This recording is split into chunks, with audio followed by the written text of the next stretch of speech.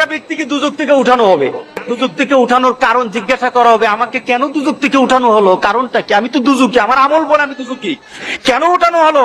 তখন সে বলবে যে আমাকে কি কোন নবী সুপারিশ করেছে? আমাকে দুজক থেকে উঠানোর জন্য নবীকে সুপারিশ করেছে?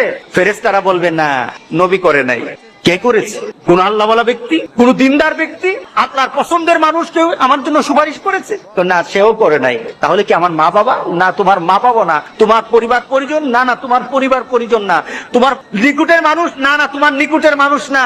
তোমার একটা বন্ধু ছিল, তুমি তাকে চিন্তা, তার একটা সম্পর্ক ছিল তোমার সাথে, কিন্তু সে যে চরিত্রের ছিল তুমি সে চরিত্রের ছিল না, কিন্তু সে তোমার মহব্বত করত, সে তোমাকে ভালোবাসতো, তোমার সাথে তার একটা চলাফেরা ছিল।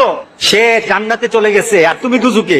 সে জান্নাতে তোমাকে খুঁজতেছিল, আমার বন্ধু কোথায়, আমার বন্ধু কোথায়, সে খুঁজতেছিল তোমাকে। তখন আল্লাহকে বলেছে, আল্লাহ আমার বন্ধু কোথায়? তোর বন্ধু তো দুজকে, তোর বন্ধু তো দুজকে।